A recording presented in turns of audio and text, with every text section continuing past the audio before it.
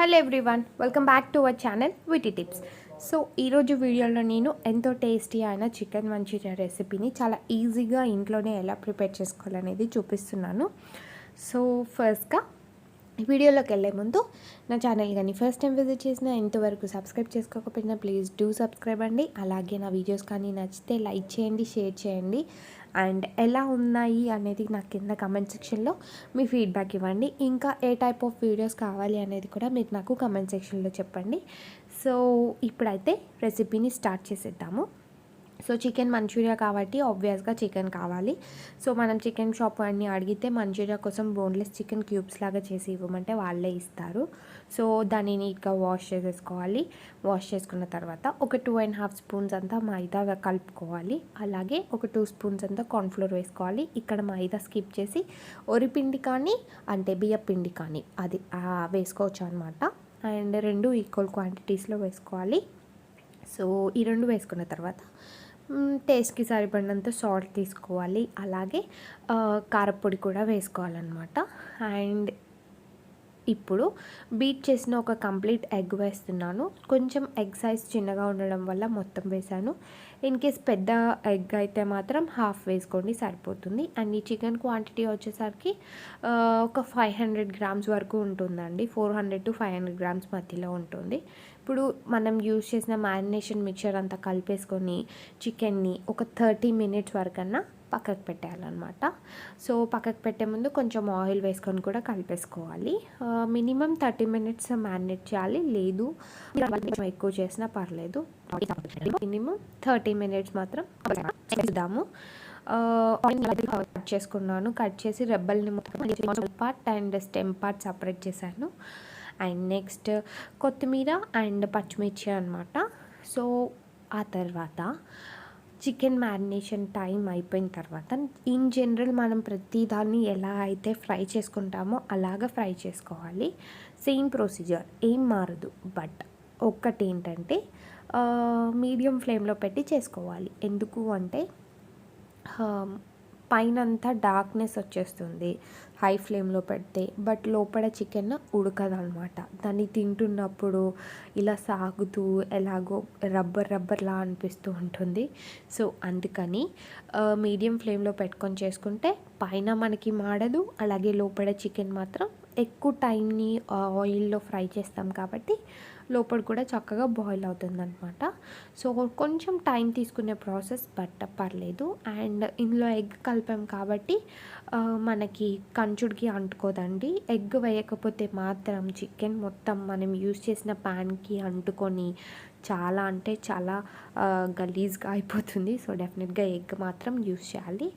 After that చూసారు కదా, అది ఫ్రై అయిపోయింది. తీసి పక్కకు పెట్టేస్తున్నాను. అండ్ నేను చూపించిన అమౌంట్ ఆఫ్ చికెన్ నాకు 2 బ్యాచెస్ వరకు నేను ఫ్రై చేయడానికి కుదిరింది నాకు. అండ్ సర్వ్ చేసేటప్పుడు మాత్రం నాకు 3 ప్లేట్స్ సర్వింగ్ అయిందనమాట. అంటే ఎంత క్వాంటిటీ చికెన్కి ఎన్ని ప్లేట్స్ సర్వ్ అవుతాయి అనేది చెప్తున్నాను అనమాట. అండ్ ఇప్పుడు అదే ప్యాన్లో కొంచెం ఆయిల్ ఉంచేసి అందులో నేను చాప్ చేసుకున్న వెల్లుల్లి రెబ్బలు వేసుకున్నాను అనమాట. ఈ గార్లిక్ దీనికి చాలా అంటే చాలా మంచి టేస్ట్ ఇస్తుంది. ఆ తర్వాత కొన్ని ఆనియన్స్ అండ్ పచ్చిమిర్చి వేసి ఫ్రై చేసుకుంటున్నాము. సో మీడియం ఫ్లేమ్లో చేసుకోవాలి ఈ ఫ్రైని కూడా. అండ్ ఇక్కడ ఆనియన్స్ వాటి క్రిస్పీ నేచర్ని పోయే వరకు మనం ఫ్రై చేస్తే సరిపోతుంది. బాగా డీప్గా ఫ్రై చేయాల్సిన అవసరం ఏమీ లేదు. సో చూసారు కదా, ఇది వేసిన తర్వాత ఒక 30 to 40 సెకండ్స్ తర్వాత మనం ఇందాక కట్ చేసి పెట్టుకున్న బల్బ్ పార్ట్ ఉంది కదా, స్ప్రింగ్ ఆనియన్స్లో వైట్ పార్ట్, దాన్ని వేస్తున్నాను అనమాట. ఎందుకంటే ఇది చాలా తక్కువ టైంలోనే ఫ్రై అయిపోతుంది అందుకని. సో ఇప్పుడు ఇవన్నీ వేసుకొని వీటిని ఫ్రైయింగ్కి పెట్టుకోవాలి. మీడియం ఫ్లేమ్లో ఇంకొక 30 to 60 సెకండ్స్ మధ్యలో ఫ్రై చేస్తే సరిపోతుంది. ఈలోపు ఒక బౌల్లోకి మనము ఒక 1.5 స్పూన్ కార్న్ఫ్లోర్ తీసుకొని కొన్ని వాటర్ వేసేసి దాన్ని ఒక లిక్విడ్ మిక్చర్ చేయాలన్నమాట. అండ్ ఇది మరీ పల్చగా ఉండకూడదు అని చెప్పేసి బాగా థిక్గా కూడా ఉండకూడదు. నేను వీడియోలో చూపిస్తాను చూడండి. ఇలా మనం పైనుంచి కిందకి పోసినప్పుడు ఆ ఫ్లోటింగ్ కన్సిస్టెన్సీ అలా ఉండాలి. సో ఈ మిక్చర్ రెడీ అయిపోయింది. ఇప్పుడు ఆనియన్స్ ఏమయ్యో చూద్దాం. సో ఇవి చూసారు కదా, ఆనియన్స్ ఎలా టర్న్ అయిపోయాయో, వాటి క్రిస్పీ నేచర్ని మొత్తం పోగొట్టేసుకున్నాయి. సో ఇప్పుడు ఇందులోకి సాసెస్ వేయాలన్నమాట. ఫస్ట్గా నేను టొమాటో కెచప్ ఒక 1 స్పూన్ వేసాను. ఆ తర్వాత గ్రీన్ చిల్లీ సాస్ ఒక 1 స్పూన్ యూస్ చేశాను. ఈ సాసెస్ అన్నీ నేను చూపించిన చికెన్ క్వాంటిటీకి సరిపడా. మళ్ళీ సోయా సాస్ ఒక 1 స్పూన్ వేసాను. అలాగే వెనిగర్ కూడా ఒక 1 స్పూన్ వేసానండి. సో ఇంత క్వాంటిటీ ఆఫ్ సాసెస్ సరిపోతుంది.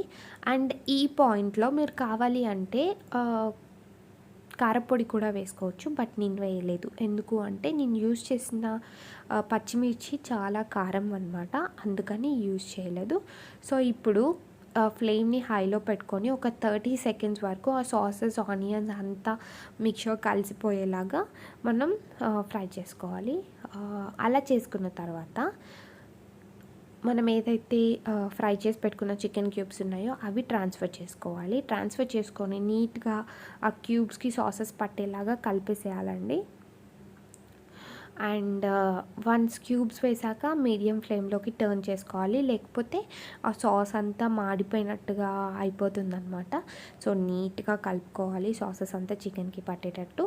ఆ తర్వాత మనం ఏదైతే కలిపి పెట్టుకున్న మిక్చర్ ఉంది కదా కార్న్ఫ్లోర్ది, అది వేసి మళ్ళీ ఒకసారి కలిపేసుకొని, సరిపోకపోతే కొన్ని వాటర్ కూడా వేసుకొని దాన్ని హై ఫ్లేమ్లో పెట్టి ఒక 1.5 to 2 మినిట్స్ వరకు నీట్గా సార్టెడ్ చేసుకోవాలన్నమాట.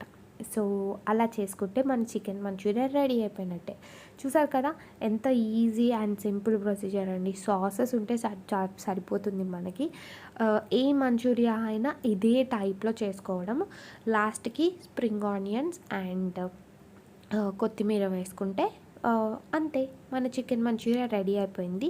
సో ఈ ప్రొసీజర్లో చికెన్ మాత్రమే కాదు, మిక్స్డ్ వెజిటేబుల్ కావచ్చు, గోబీ కావచ్చు, ఇంకేదన్నా కావచ్చు, మీరు ఏ మంచూరియా చేసుకోవాలనుకున్నా ఇదే ప్రొసీజర్ అండి. సో ఏం మారదు అందులో.